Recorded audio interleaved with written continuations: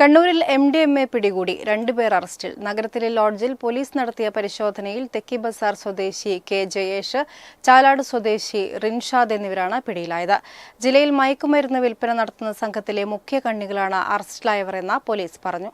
പോലീസിന് ലഭിച്ച രഹസ്യവിവരത്തെ തുടർന്നാണ് താവക്കരയിലെ ലോഡ്ജിൽ പരിശോധന നടത്തിയത്.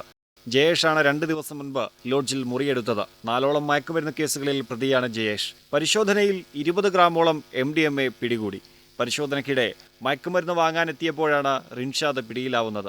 ഭരണശ്ശേരിയിലെ ഹോട്ടൽ വ്യാപാരിയാണ് റിൻഷാദ്. നഗരത്തിന്റെ വിവിധ ഭാഗങ്ങളിൽ സ്കൂൾ കോളേജ് വിദ്യാർത്ഥികൾക്ക് MDMA എത്തിക്കുന്ന സംഘത്തിലെ പ്രധാനികളാണ് പിടിയിലായതെന്ന് പോലീസ് പറഞ്ഞു. സിറ്റി പോലീസ് കമ്മീഷണർ നിധിൻ രാജിന്റെ നിർദ്ദേശപ്രകാരം Kannur ACP Pradeepan Kannippoyil, town SHO Sreejith Kuderi എന്നിവരുടെ നേതൃത്വത്തിലാണ് പിടികൂടിയത്. SIമാരായ അനുരൂപ്, വിനീത്, ഉദ്യോഗസ്ഥരായ നിധീഷ്, നിശാന്ത്, വിജേഷ്, ലതീഷ് എന്നിവരും ഡാൻസ് ഓഫ് ടീം അംഗങ്ങളും സംഘത്തിലുണ്ടായിരുന്നു. പ്രൈം 21 കണ്ണൂർ.